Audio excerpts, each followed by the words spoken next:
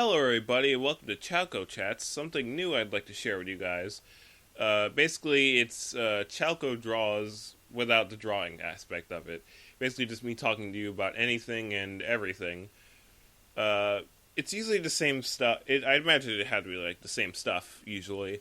But the thing with it is, I don't want what I'm saying to take away from the art aspect of it, because it's good to like talk about the art and if I'm gonna do a thing where I talk over art, it might as well be about the art. And oftentimes I like trail off and I forget what the heck I'm talking about, or just like it's unrelated to the art somehow. So I didn't want to keep doing that, because like I could either just like not talk over the art, or just like keep doing what I was doing before. But I wanted to have this separately, and especially for the topic I want to go over in this Chaoko Chats. And the reason I'm talking today is because I wanted to talk about my habit of, switching what I'm going to work on and when I'm going to work on it, mainly involving games. Because, as you guys have probably noticed by now, I have like one of the smallest attention spans when it comes to working on projects and stuff like that. Like, I'll be so into it one day, and then the next day I'll just be like, no, I don't want to work on this anymore. And then I'll just completely abandon it until one day I'm like, I want to work on it again. And it's just like, and this only happens with games, I've noticed. Like, with comics, well, I've only had one comic, it's Cheetah Kid. And, this wouldn't be a problem if I didn't try to, like, set a schedule for my games, at least. Or I didn't have multiple games to work on, or something like that. And when and the problem is, like, today, probably, when this goes up, I won't have done a Cheetah Kid update. Mainly because, A, I'm doing homework, or I'm trying to do homework more vigilantly. But also because, like, when I say it's because I'm lazy, like, when I say that to you guys or something like that, or I say I'm lazy, like, from an actual perspective on things, like, not being, like, conceited or anything, but I'm actually not being lazy. It's just me being lost in thought. Like, I'm constantly thinking of stuff. And, like, that, you might think that's good. Like, I have constant ideas going on in my head. But it's actually bad. Like, the fact that I have so many things to think about, and then that distracts me from doing what I need to do, is not a good way to work. So, here's the thing, I said like 5 times. I said it again, holy shoot.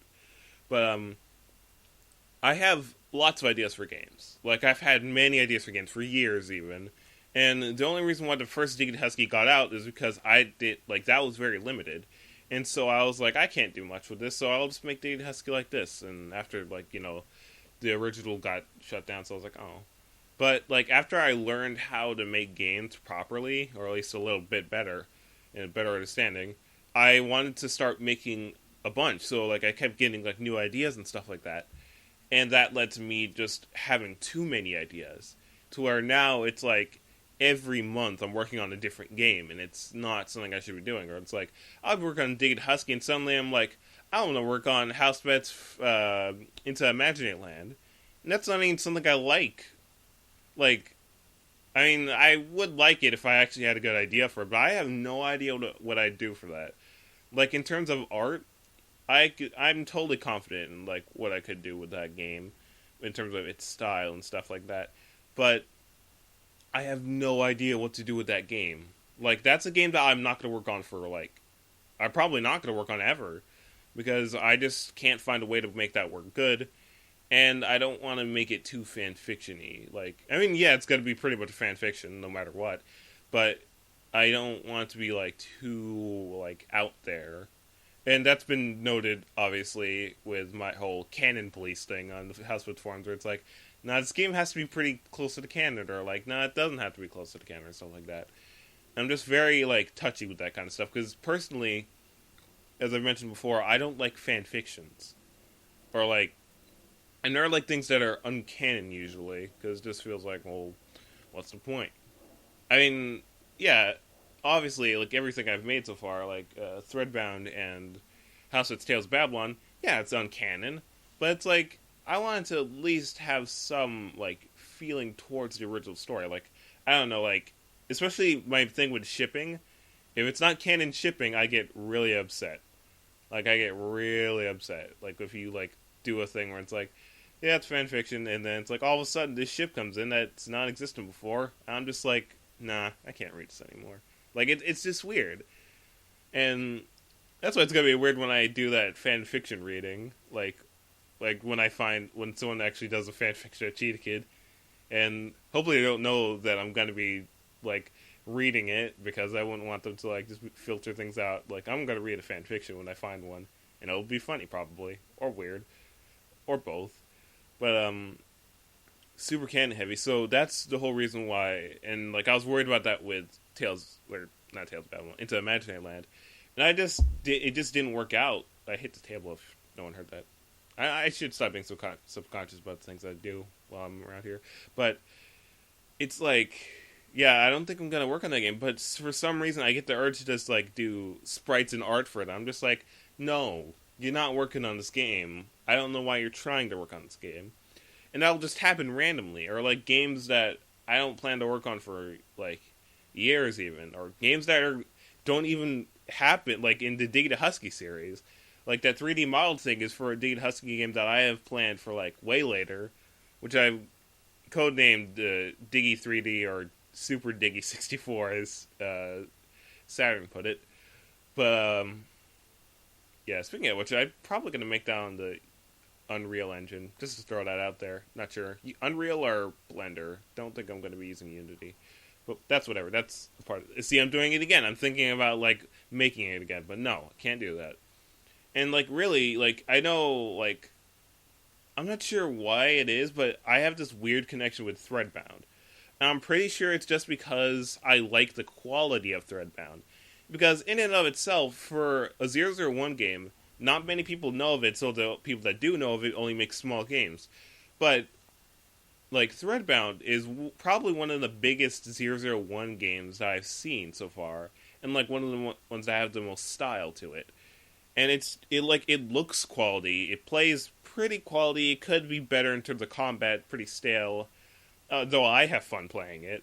Like, I could sit down and play Threadbound just, like, fighting waves of enemies for an hour sometimes. And I do that sometimes when I'm bored.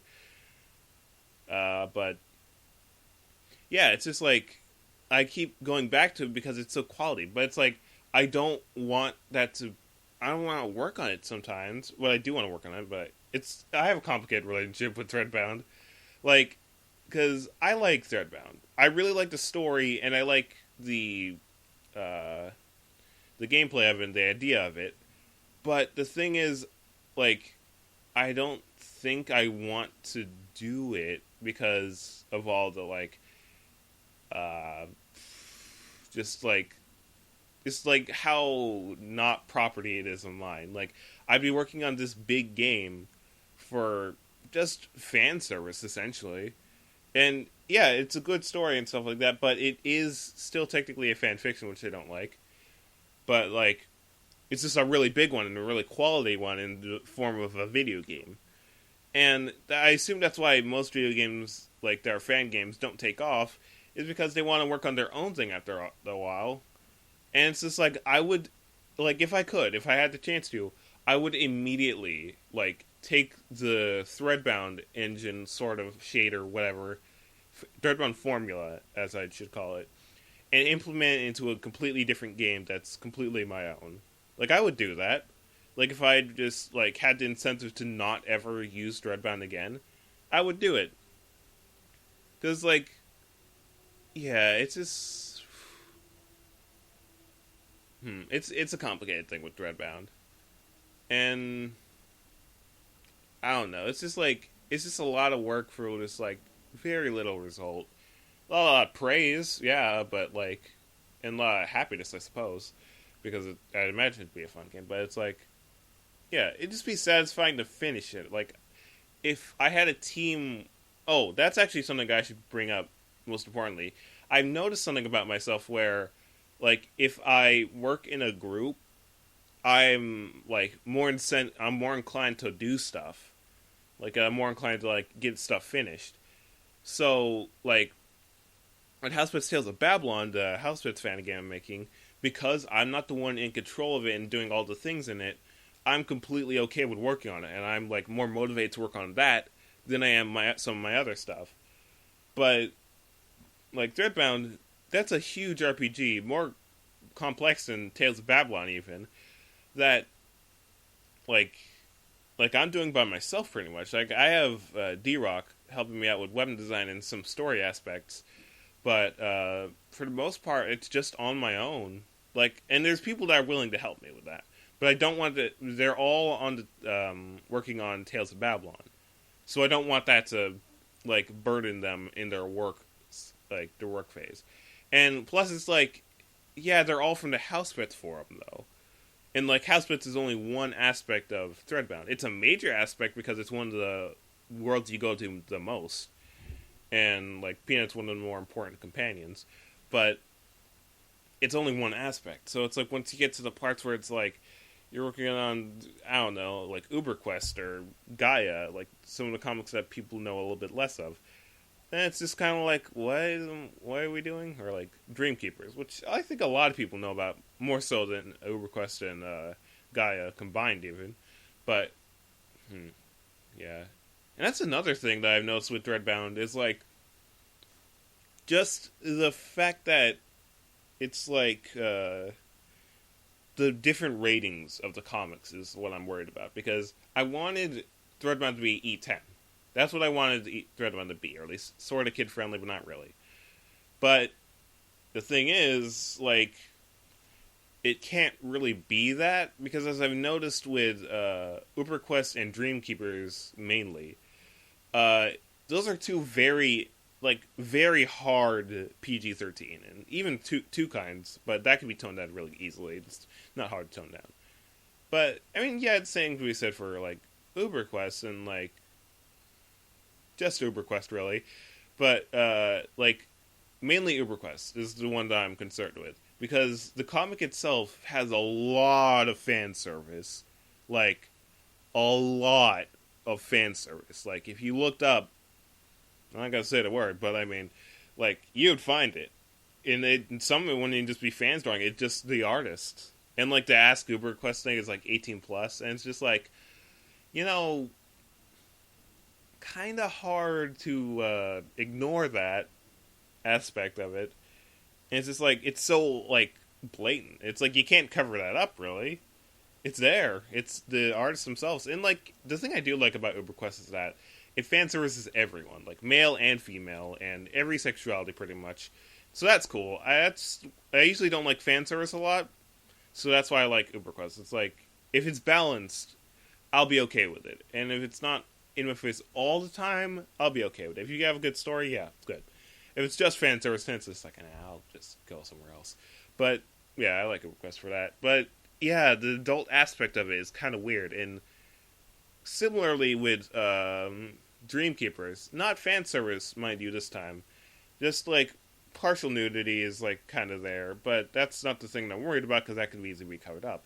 The fact of how violent, like, Dreamkeepers is, like, I haven't fully read the fourth volume, but just by going from volume 1 to 3, just the very beginning even, like, I don't know, and that's the reason why I don't think Dreamkeepers would be a very big world in Threadbound. Like, I think it would just be the prelude, and then that's what you do in that world. That's it. You just do one part of the prelude, and that's it. Or two parts even, I don't know. But, yeah, from the, like, bat, the comic's like, yeah, this is what the comic is. Like, when the first, like, twist happens, or first event happens. And it's just like, wow, that's dark. And, like, Dreamkeepers is actually really dark, and I didn't know that when I first went into it, but, like, I learned quickly. And, yeah, again, I guess that could be easily covered up in Threadbound, but it's like, And then there's two kinds, which is, it's two kinds. Like, it's not fan service, really. I mean, it is, but, like, the way it's very anime or manga-y in the ways that it presents its adult humor and adult aspects. It's like, for an audience in Japan, it would be fine for like 12-year-olds and stuff like that, which I still find weird. But I mean, you know. But for like America and the way I was raised, that's like whoa. And it's like that's the one thing Two Kinds that I find off. It's like originally I think Tom didn't want Two Kinds Rule 34, and then people got mad about that, which is stupid because it's like, yeah, he's the creator. He doesn't want to see Rule 34. Then again, it's Rule 34. You can't avoid it. But freaking like, you have like the characters are naked all the time. Like it's not even house pets naked all the time because like that's cartoony naked all the time. This is like literally the characters are drawn out in a way where it's like they're naked. They're naked. You can't stress it enough the fact that they're pretty much naked. But like you don't see any parts that would essentially like implicate that they're naked. It's, again, the anime rule. But again, that's not an aspect of the Two Kinds that can't be ignored. It like that could easily be shoved aside. But the point is, Threadbound would be better if it was teen. But I don't really like that because it's got house pets in it, and it's just like, I mean, it doesn't have to be teen for house pets, but it's like, you know, I don't know. It's got house pets and Sound of Freddy and stuff like that. But I don't know. It's a weird thing. I ended up talking about Threadbound for longer than I should have. But yeah, I jump back and forth between like what I want to do and stuff like that, and it distracts me from working, and that's why a lot of times Chaoko won't update, as I was trying to go off of before when I rambled on for too long. But in other news, pardon me, I bought the GG Maker today, which is the 001 engine, the engine I was using for Diggy the Huskey and Threadbound. And the only reason why Threadbound was 3D in that one video I posted, I bought that. And now I can, like, that actually made me think a lot, like, the night before I bought it, like, about how, like, producing works. Because, eventually, you know, I want to sell games. And I've been thinking a lot about if I wanted to sell Diggy the Huskey. Because that's going to be a franchise of mine. And so, if I were to sell Diggy the Huskey, it'd be kind of weird to have the first game be free, and then the other games just be like, you have to, like, buy them all of a sudden. Like, Diggy the Huskey 2. Oh, you have to buy it. Okay. That's weird. But, like, or, like, the first one not be on Steam, and the second one be on Steam. I don't know. I could just do that, what's the game called? Cave Story, I think it was, where it was free at first, and then it later became, like, it was later put on Steam for, like, $15 or something like that. I could just do something like that, but here's my thing with selling games. I wouldn't want to make any of my games, personally, any more than, like, $5. Maybe 10 at max. No, 15 at max, or 20. I don't know. 5 to 20 is my limit. But I wouldn't make Diggy the Huskey, like, $20 or, like, $15. I would make it 5. Like, the first Diggy the Huskey, that'd pretty much be $5. I wouldn't mind that. But here's the thing with selling games. I would have to buy, like, the whole, like, package for putting games on Steam, which costs $100, but for what you'd get out of it, it'd be pretty worth it. And then they're selling it on the App Store, which would be $25 initially. And again, wouldn't be a problem, but it's like, there's something that I can't really ignore. There's like something that I've actually been thinking about a lot now. The thing is, the music maker I use, because I'm not a music maker. I'm not very good at that. I'm not very good at rhythm. I can think of music very good. Like, that's not grammar, but I can think of music. I can, in my mind, I can imagine it. And that's how I made most of the music for Threadbound Diggy the Huskey. But the music maker I use does not allow non-commercial use. And even if I bought it, I couldn't use non-commercial use because it uses loops. And I don't know how to make music. So I would, like, if I wanted to sell Diggy the Huskey on Steam or on the App Store, or even just make it free on Steam or the App Store, I would have to not use the music in that game. And I've already made some music for the game. Not a lot, but, like, for Threadbound it's okay because that's literally non-profit. I wouldn't even put it on any form of market.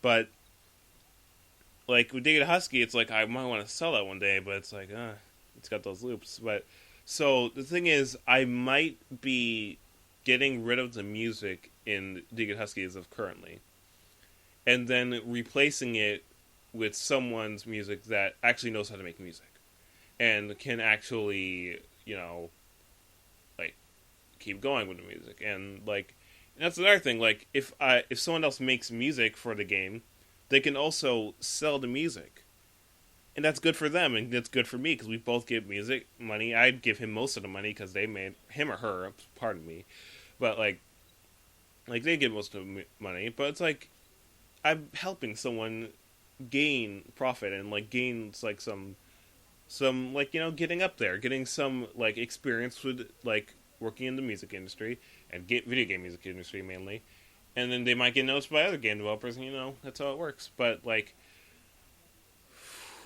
I don't know if I could. That's the thing. I always have weird trust issues with working with others. Like, if it's something that I'm making and someone else is working with me, I'm very skeptical about that because they might want to change my vision. And that should be something that I'm worried about because, you're one guy. What you think might just be crazy and actually bad for the game. So it's good to get an outside opinion every once in a while. But I'm always afraid that like someone's going to drastically not like it or something like that, or just going to want to change this thing or want to put themselves in there or something like that. And it's just like, I should stop having that fear, but it's like, it's always there. Like, even with Diggy the Huskey, I am working with someone, but even then it can be frustrating because it's just like, we'll have differing opinions on how it works. Like, I want Diggy the Huskey as a game to be more of a passive game rather than the person I'm working with or people I'm working with. I want it to be more aggressive and have the attacks be more important than the, like, strategy and stuff like that. But it's like, sometimes like they're right when they're right. Like Diggy Husky did work a little bit better when I implemented a bit more of combat into it, and it's weird. And like oftentimes they'll say things where I'm just like, no, that's not how this game's going to be at all, and they're like, oh, okay, but it's like, yeah, it's just a worry. But I mean, I would definitely like to get someone on the music thing, and yeah, like I have an idea as who I want to start like helping me with the music for Diggy the Huskey, but of course, again, they're working on Tales of Babylon, and I wouldn't want to distract them. Plus, they are like they're having issues getting. I think someone stole their music equipment or something like that, or they lost or it broke, so they're out of commission for like working on music at the moment. So I couldn't even ask them if I wanted to. I'd have to find someone that would want to make music, but that's the other thing. I'd have to like ask them to like make the music for free initially, and then I would have to pay them because if I were to sell the game, that's when they'd have money. Because I'm a 17-year-old, as you already know, and I like to actually pay someone to do it. Like that'd be. I want to give them like. I hit the table. I want to pay them like $100, maybe $500 even.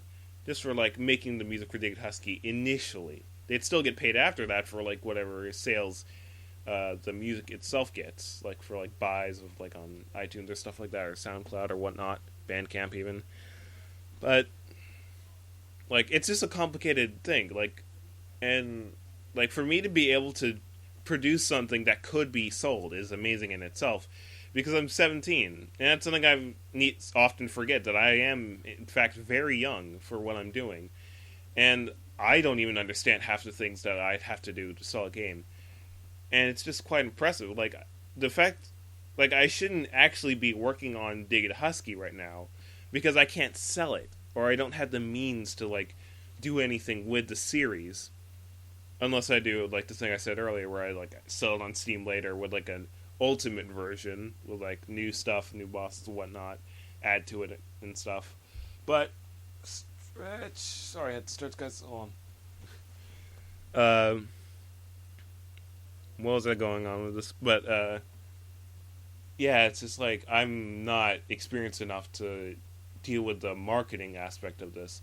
I can make the game, sure. Like if I got myself to focus for once and finish Diggy the Huskey, I could totally make it. I could do it just fine. But like, and I can make Dias for many other games and many other games to come. But the thing is, like, I can't, like, I don't know how to market it. That's the thing.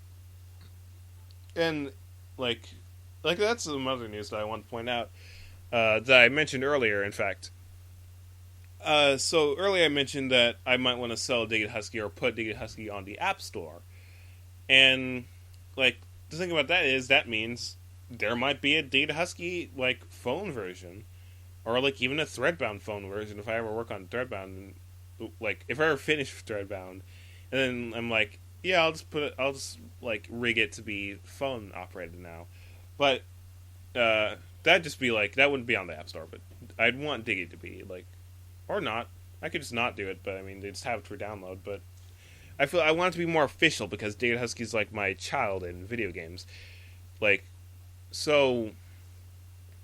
Like there might be a phone version. That's all I'm saying, and I'm not sure how I could do it because I've never had experience with like changing the controls to be for a phone because I'm not done with the game. There might not even be a phone version for all I know or for all we know, but that is something that I'm interested in doing. Like when I finish Diggy the Husky, and I will finish Diggy the Husky as I said many times, no matter what, I will at least get Diggy the Husky 1 done at some point in my life, no matter what. Diggy the Husky 1 will be done. But yeah, I might want to make a app version or a like phone version where you can play it on your phone, and yeah, no microtransactions or anything like that. Just like just basic. Like it's kind of like if you had an emulator, and then like how the buttons are on screen and stuff like that. It'd be like that. It's just Diggy the Husky, but with on-screen touch features, and that's how you control it. And Diggy the Husky has simple enough controls to where I could just make a few buttons and that'd be it. Like, for all I know, all the buttons you use are, and I'm gonna say this in PS4 terms first, or PlayStation terms first, because that's what I'm used to. You use X, square, and circle, like, and the analog stick or the D-pad essentially, and you could use the L and R buttons, or L1, R1, like in Diggy the Husky. Like, I think, yeah, for the controller version, you can use that to switch around the abilities. And, like, even on the keyboard version, there's a way to switch around your abilities. But that's not necessary, I think. Like, for just the phone version, I don't think it would be necessary to switch around your abilities, because you can go into a menu and switch it. Well, that's a bit more inconvenient, but, I don't know. I'll look into it later. Like, that'll just be a thing that I have to do later on in working on the game. It's not something I should think about right now. The Husky phone version will be something I work on much later. But aside from that, there's a lot of smaller games that I might want to do too. And that's my problem. Like, there's also something that, this is the first time you guys might hear of something like this. There's something I want to do on Halloween. But it's a small thing that I want to do for you guys, but it's kind of a throwback to something I mentioned a long time ago. But it's a small thing. It's a game. It's a game that I'm going to be working on. But like, I don't even have time. Like, even that. Like, I want to stop working on Diggy the Husky just for a second, just to work on that, because I just want to get that out there. Because really, I'm not going to do anything else with the idea. And some of you might be already able to guess what it is, but like I might not be able to like do anything with that idea because it's so small, and it was really just for it was really just a one-time thing that might not have even been. It was just a prototype. So like, and it was a prototype for Threadbound, if that rings any bells to you guys that I mentioned. But so I didn't really have anything else to do with it, and now I had the means of making it, and it's really small, but I'm pretty sure by Halloween, you should have something from me. At least by then. Like, it should be there. It should exist. Like, existing is a thing that will happen with that game.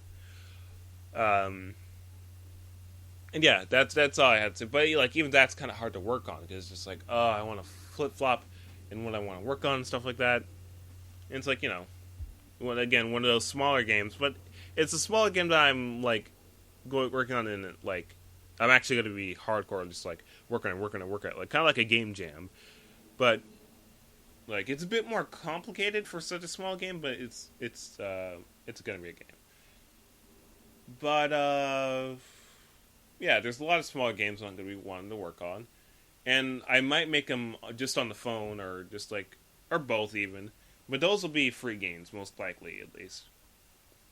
Like, or put into a collection of sorts. I don't know, but those will most likely be free games, or not even. Like, some of them might be free, some of them might not, and that'll be like what I kind of just like make money or don't make money off of, or just keep you guys entertained with. Because as I've named myself Chaoko Cartoons, I honestly expected myself to just work on just work on games, or like work not games, work on content for you guys like constantly. And I'm lucky that Cheetah Kid's one of the things that I've constantly kept going with and constantly give you guys, except for today when I didn't post a comic. But yeah, like I just want to give you guys content. I want to be like one of those big companies, which I'm not, and I have to learn to work with people if I want to be one of those big companies, which I'm not, and I wouldn't be even if I had the people to work with. But yeah, and I wouldn't want to burden them, so it'd have to be like new people that aren't working on something big, like the Team Babylon is the team that I'm working on for Tales of Babylon. Uh, yeah, and so like I want to produce stuff for you guys more often. I just want to get them done and make them for you guys. At least like what I wanted was like maybe one game at least a year, or like even two games that maybe. But like I don't know. It's just like I don't know. It's just like I don't know.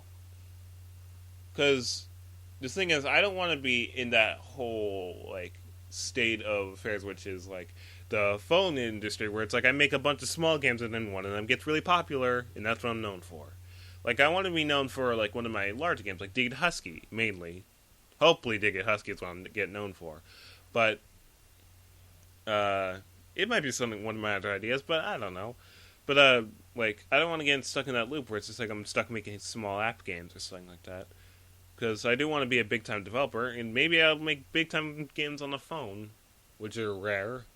But I don't know. It's a complicated thing, and it's a bit harder than I would hope it is. And honestly, it's easier for me to make a bunch of smaller ones, and get like my status out there that I actually am a good developer, and it gives me a higher chance of being accepted into a team.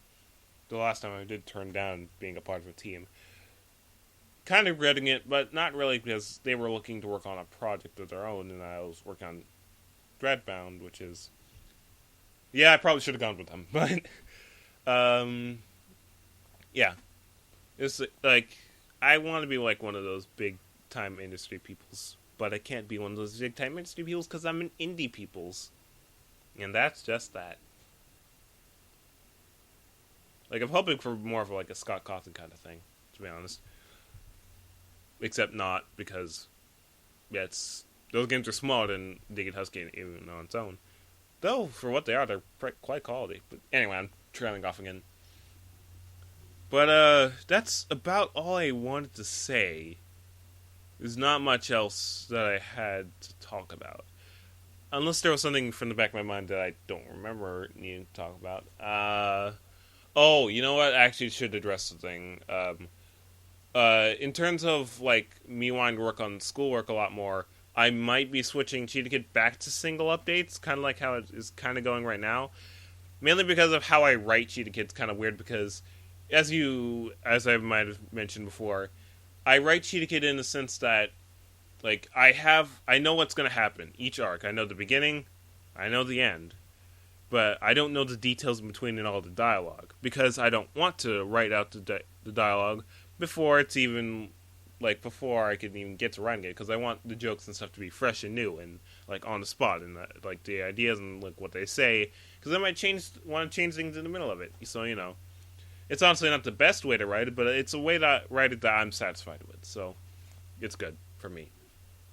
But I might be slowing that progress down, I don't know, like, I'll try to update it twice a week, but it should at least, be, like, updated once a week, and that should be the thing. And I might slow down on Diggy the Huskey too, because that new project that I want to work on for Halloween, and the fact that schoolwork, So I might be a bit slower, but I won't disappear. So That's all. Bye.